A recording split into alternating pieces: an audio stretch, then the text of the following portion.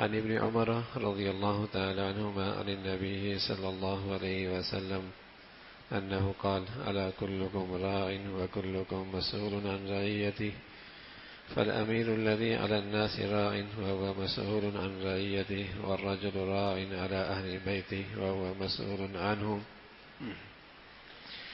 فالرجل مسؤول عن تعليم زوجته وإرشادها وتوجيهها التوجيه الصحيح.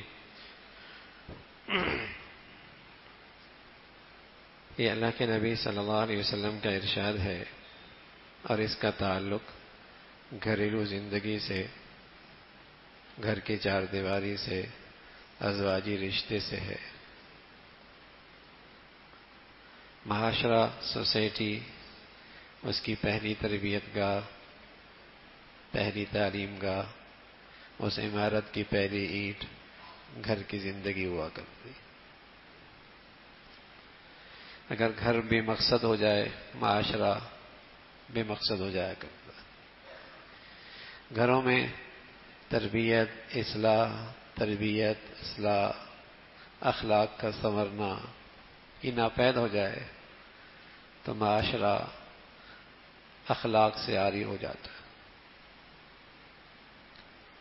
گھر بنیاد ہے، اس لیے اللہ کے نبی صلی اللہ علیہ وسلم نے تو اس گھر کی بنیاد رکھنے سے پہلے ہی فرمایا، جب تم داماد تلاش کرو اور جب تم اپنے گھر میں بہو لے کے آؤ تو دیکھ لینا اس کے اندر دینداری ہے، اس کی زندگی میں اصلاح ہے، کوئی نیکی ہے۔ اس لیے کہ اس گھر نے تو معاشرے میں تربیت گاہ کا کردار ادا کرنا ہے، سوسائٹی کے لیے تعلیم گاہ کا کردار ادا کرنا ہے، اس لیے کہ اس گھر نے تو معاشرے کو اچھے افراد مہیا کرنے ہیں۔ تو ابتداءً فرما دیا، دیکھ لو انتخاب کیسا ہے۔ ماں باپ سے کہا، بڑوں سے کہا، انتخاب صحیح کرنا۔ تو اللہ کے نبی صلی اللہ علیہ وسلم نے اس گھریلو ذمہ داری کی متعلق ایک بات فرمائی کہ آپ فرمانے لگے کہ تم میں سے ہر شخص ذمہ دار ہے، اور ہر شخص سے اپنی ذمہ داری کے بارے میں باز پرس بھی ہوگی۔ الامیر الذی علی الناس راع، اگر حکمران ہے اور اسے اپنے ماتحت اور اپنی قوم کے بارے میں اس سے باز پرس ہوگی، تو ہر شخص بھی اپنے ایک دائرہ کار میں اختیارات رکھتا ہے، اور اس کے ماتحت کچھ لوگ ہوتے ہیں اور ان ماتحتوں کے بارے میں اس سے سوال ہوگا۔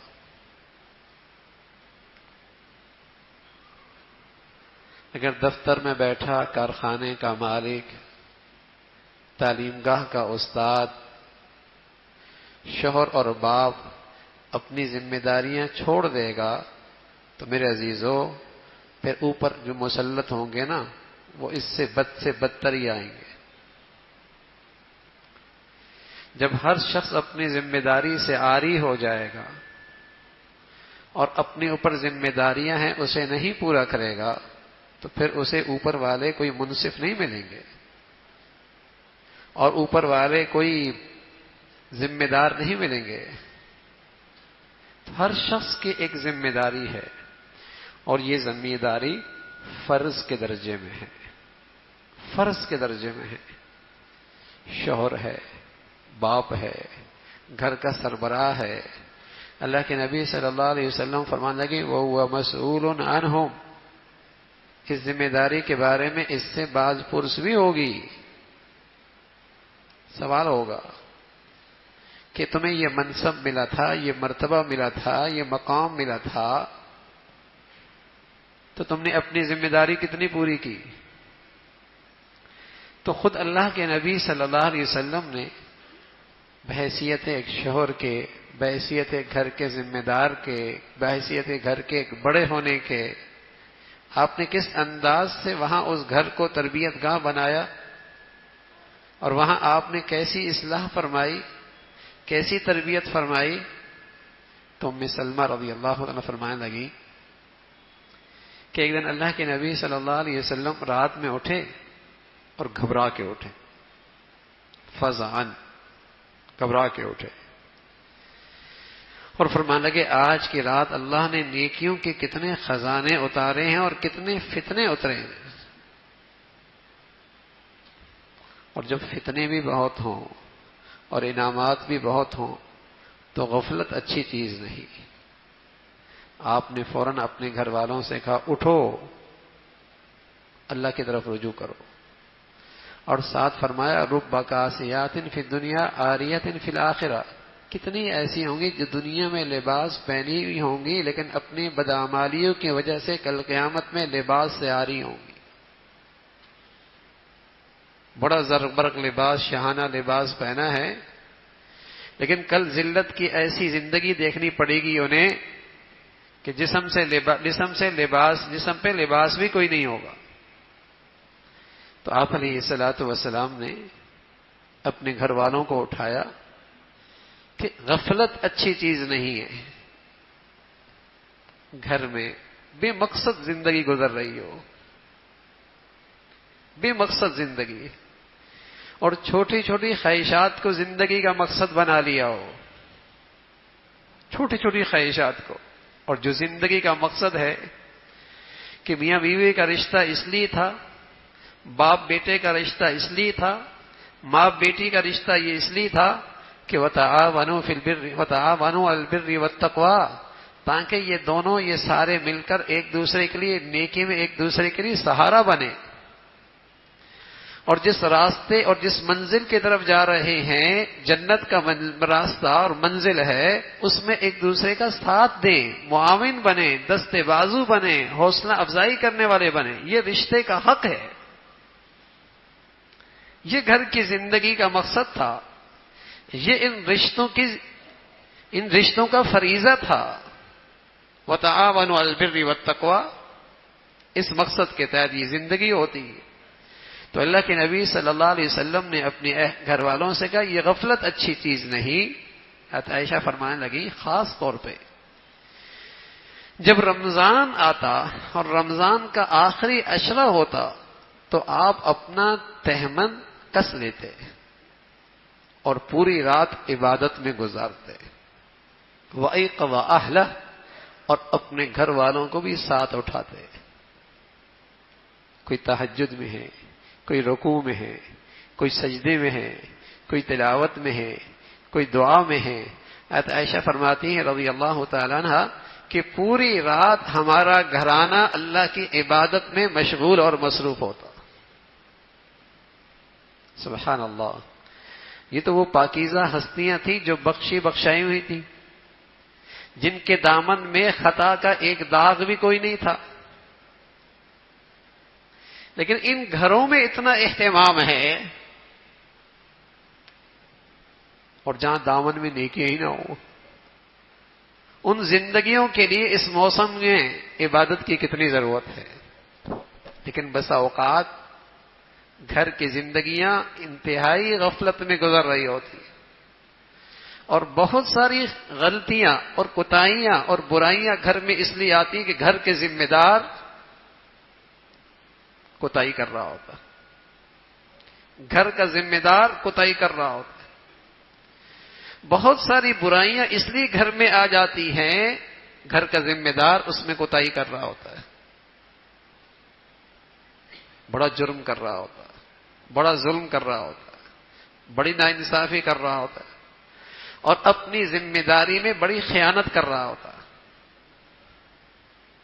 بڑی خیانت کر رہا ہوتا ہے، اور پھر وہ گھر میں گناہ موٹے ہونے لگتے ہیں۔ تو اللہ کے نبی صلی اللہ علیہ وسلم نے، آپ کے گھر والے ہی بتا رہے ہیں کہ آپ گھر میں کس انداز سے زندگی گزار رہے ہیں۔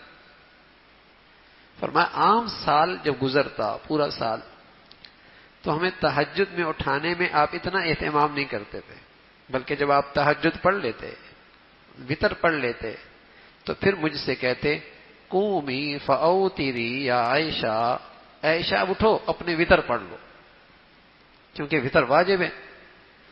تو اس کے لیے مجھے آخری رات کے حصے میں اٹھا دیتے، لیکن رمضان میں تو خاص طور پہ پوری رات ہماری ایسی گزرتی، تلاوت میں، تہجد میں، دعاؤں میں، مناجات میں، ہمارے گھروں میں ایسا ماحول تھا. اور پھر بہت خیال رکھتے کہ کسی عبادت میں نام و نمود نہ آئے، نمائش نہ آئے. اب ہماری طبیعت بھی بڑی عجیب ہے نا. جس عبادت پہ تعریف ہوتی ہے اس میں بڑا، جسے کہیں کہ ذوق شوق دکھاتا ہوں، اور جس عبادت سے اللہ راضی ہوتا ہے لیکن نفس پہ اور کچھ مفاد پہ چوٹ پڑتی ہے، میں بھی اس عبادت سے منہ پھیر لیتا ہوں. اللہ رب العزت کسی کو عمرہ نصیب فرما دے، بہت مبارک ہے، لیکن بڑا شوق ہوتا ہے، لیکن پردہ تو فرض ہوتا ہے، وہ نہیں کرے گی. مسجد نبوی کا اعتکاف بہت مبارک ہے، اللہ نصیب فرما دے، لیکن سود تو حرام ہے، اس کی ہمت نہیں کرے گا. جن عبادات پہ داد ملتی ہے نا، تعریف ہوتی ہے، نفس خوش ہوتا ہے، اس میں تو بڑی دلچسپی ہے. اور جن گناہوں سے اور جن گناہ کے چھوڑنے سے اور جن عبادات سے اللہ راضی ہوتا ہے، جو فرض اور واجب ہے، ان سے اس نے بھی منہ پھیرا ہوا ہے. تو وہ عبادت بس اوقات نفس کے لیے ہوتی ہے، لوگوں کے لیے ہوتی ہے، دنیا کے لیے ہوتی ہے. اس لیے کہ اللہ کے لیے اگر ہوتی تو میاں تم مستحب تو کر رہے ہو، نفل تو کر رہے ہو، فرض کیوں نہیں کر رہے؟ فرض کیوں نہیں پورا کر رہے؟ اگر اللہ ہی کے لیے کرنی ہے تو پھر فرض کیوں نہیں پورا کر رہے؟ تو بسا اوقات ایسی عبادات جس سے نفس کو لذت مل رہی ہے، تعریف ہو رہی ہے، واہ واہ ہوتی ہے. اب دیکھیے نا، کوئی عمرہ کر کے آ جائے، حج کر کے آ جائے تو دعوتیں ہوتی ہیں، اور وہی کوئی نوجوان اپنے چہرے پہ اپنی نبی کی سنت اور اپنے نبی کی شکل بنا لے. ارے میاں، یہ کوئی عمر ہے تمہاری؟ رکھ لینا جب بڑی عمر ہو جائے گی. اور وہی بیٹی بہنا اگر کوئی حیا کی چادر اوڑھ لے تو گھر والی تانے دینے لگتے ہیں، رشتے کیسے ہوں گے، شادی کیسے ہوگی.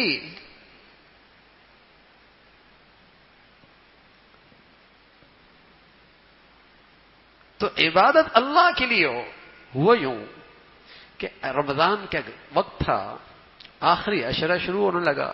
صبح اللہ کے نبی صلی اللہ علیہ وسلم نے رات کو اعتکاف ہونا تھا، تو آپ اس جگہ تشریف لے گئے جہاں آپ نے اعتکاف بیٹھنا تھا. گھر اور آپ کی مسجد نبوی کی دیوار ملی ہوئی تھی، دروازہ گھر کی طرف بھی کھلتا تھا. عائشہ نے کہا، یا رسول اللہ، میں بھی اعتکاف بیٹھ جاؤں؟ آپ نے فرمایا، تو بھی بیٹھ جا،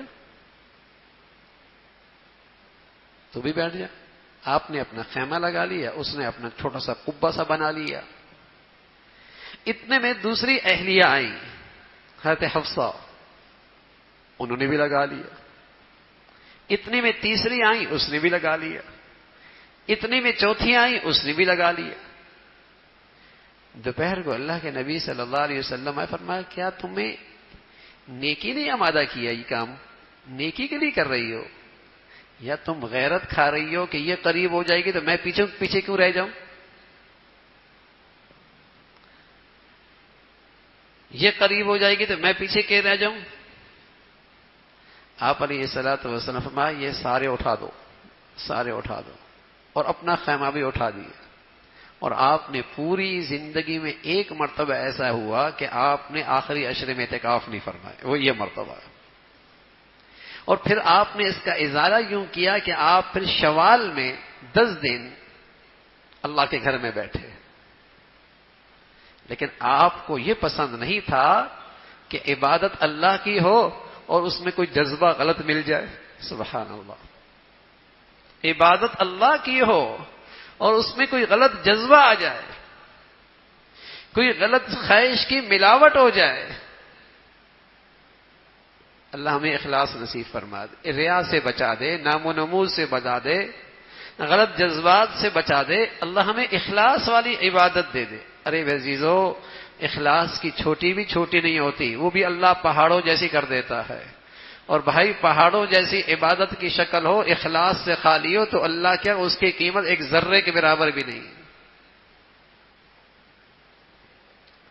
تو آپ علیہ الصلوۃ والسلام نے یوں اپنے گھر والوں کی تربیت فرمائی کہ کوئی عبادت میں کوئی اور جذبہ نہ آنے پائے، اخلاص والی عبادت ہو، صرف اللہ کو راضی کرنے کے لیے ہو۔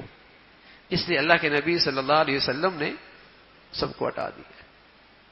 اور پھر فرمایا، عائشہ فرمانے لگی، ایک دن ایسا ہوا کہ اللہ کے نبی صلی اللہ علیہ وسلم نے میرا ہاتھ پکڑا، رات کا وقت تھا، چاند کی طرف اشارہ فرمایا، عائشہ جب رات ہوتی ہے نا تو شیاطین کی راتوں میں کثرت ہوتی ہے، اس لیے تم یہ دعا پڑھ لیا کرو۔ تعوذ سکھایا، جس میں آدمی اللہ کی پناہ میں آتا ہے اور شیطان کے شر سے محفوظ ہو جاتا ہے، وہ دعائیں سکھائیں۔ اعوذ بکلمات التامۃ من شر ما خلق، بسم اللہ اعوذ باللہ بکلمات التامۃ من شر ما خلق، ایسے کلمات سکھائے تاکہ شیطان سے پناہ مانگی جائے۔ ہم جانتے ہیں بڑے بوڑھے بتاتے بھی تھے کہ جب رات ہو جاتی تھی تو بچے باہر نہیں نکلتے تھے، اب تو بچے نکلتے ہی باہر جب رات ہوتی ہے۔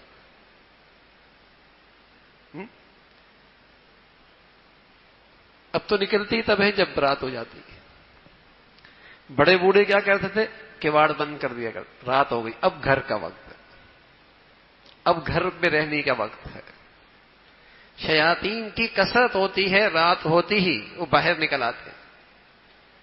تو اللہ کے نبی صلی اللہ علیہ وسلم اپنے گھر والوں کو تعلیم دیا کرتے تھے، تربیت فرمایا کرتے تھے کہ رات میں اس موقع پہ اس انداز سے یہ کلمات پڑھ لیا کرو۔ ایک مرتبہ آپ کی اہلیہ ذکر کر رہی تھی اور آپ ان کے پاس سے اشراق کے وقت گئے اور چاشت میں آئے اور مسلسل وہ ذکر کر رہی۔ آپ نے فرمایا، جب سے میں گیا ہوں اس وقت سے لے کر اب تک تم مصلی پہ بیٹھی ہو؟ کہا یا رسول اللہ مصلی پہ بیٹھی ہو۔ فرمایا تم نے جتنا ذکر کیا ہے نا، اگر تم یہ 3 کلمات پڑھ لو، ان کلمات کو 3 بار پڑھ لو، تو وہ تمام تمہارے اذکار سے زیادہ اس کا ثواب ہوگا۔ اور وہ کلمات کیا سکھائے آپ نے سکھائے سبحان اللہ وبحمدہ عدد خلقہ ورضا نفسی وزینت عرشی ومداد کلماتی۔ تم اشراق سے لے کر اشتاش تک ذکر کر رہی ہو، اس کے بالمقابل اگر یہ کلمات پڑھ لیتی تو اس سارے وقت میں جتنا ذکر کیا اس سے یہ سب سے زیادہ افضل ہے۔ سبحان اللہ۔ تعلیم فرمائی کہ کچھ اذکار ایسے ہیں، کچھ عبادات ایسی ہوتی ہیں، تھوڑے وقت میں اللہ کی طرف سے انعام زیادہ ہوتا ہے۔ سبحان اللہ۔ جیسے آپ بھی کہتے ہیں نا، کوئی ایسا کاروبار ہو، کوئی ایسا بزنس ہو، کوئی ایسا شکل بن جائے کہ تھوڑے وقت میں آمدنی زیادہ ہو جائے، تو آپ اپنے گھر والوں کا بھی یہی ذہن بنایا کرتے تھے کہ میاں اصل مسلمان کی کمائی تو آخرت کے لحاظ سے نا، کچھ ایسا کر لو کہ تھوڑے وقت میں آخرت کے لحاظ سے کمائی زیادہ ہو جائے۔ یہ ذہن بنایا کرتے تھے، یہ ذہنیت بنتی تھی گھروں میں۔ سبحان اللہ وبحمدہ عدد خلقہ ورضا نفسہ وزینت عرشہ ومداد کلماتہ۔ یہ کلمات تھوڑے وقت میں۔ اور پھر آپ تعلیم فرمایا کرتے تھے، تربیت فرمایا کرتے تھے کہ دیکھو عبادت اتنی نہ کرو کہ تم اکتا جاؤ۔ اب مسجد کے کونے پہ گئے تو دیکھا رسیاں بندھی ہوئی ہیں، فرمایا یہ کس کی؟ فرمایا زینب جب رات کو تھک جاتی ہے اسے پکڑ لیتی ہے تاکہ عبادت میں نیند نہ آئے، سستی نہ ہو۔ تو فرمانا ایسا نہ کرو، اللہ دینے سے نہیں تھکتا، تم تھک جاؤ گی، اکتا جاؤ گی۔ عبادت نفلی ہو تھوڑی کرو لیکن مسلسل کرو، ہمیشہ کرو۔ ایک آدمی دروازے پہ پورا دن بیٹھا رہے اور پھر کبھی آئے ہی نہیں، اور ایک آدمی روزانہ دروازے پہ آ جائے، بتا کون بہتر ہے؟ جو روزانہ دروازے پہ آتا ہے، اللہ کے در پہ آتا ہے، اللہ کو وہی پسند ہے۔ تو عبادت تھوڑی ہو نفلی، لیکن جو ہو مسلسل ہو، یہ اچھا نہیں۔ عبادت کی بہت کی پھر چھوڑ دی، یہ ایسا ہے جیسے اس نے عبادت سے روح گردانی کی، جیسے اس نے عبادت سے روح گردانی کی۔ تو جو بھی معمول بنائیں، جو بھی نفلی عبادات اپنے لیے مقرر فرمائیں، جو بھی نفلی عبادات شروع کریں، اگرچہ تھوڑی ہو لیکن مسلسل ہو۔ چٹان پہ ایک ایک قطرہ بھی پانی گرے گا، نشان پڑ جائے گا، اور مسلسل آپ ٹینکر گرا دیں ایک دن، کوئی نشان نہیں پڑے گا۔ عبادت مسلسل ہوگی، تھوڑی ہوگی، دل کے دنیا پہ نیکیوں کا نور آ جائے گا، نیکیوں کا نور کے نشان پڑ جائے گا۔ تو مسلسل ہو اگرچہ تھوڑی ہو۔ رسول اللہ صلی اللہ علیہ وسلم نے یوں تربیت فرمائی اور یوں تعلیم فرمائی، اور اس انداز سے آپ نے نصیحتیں فرمائی۔ اللہ عمل کی توفیق نصیب فرمائے۔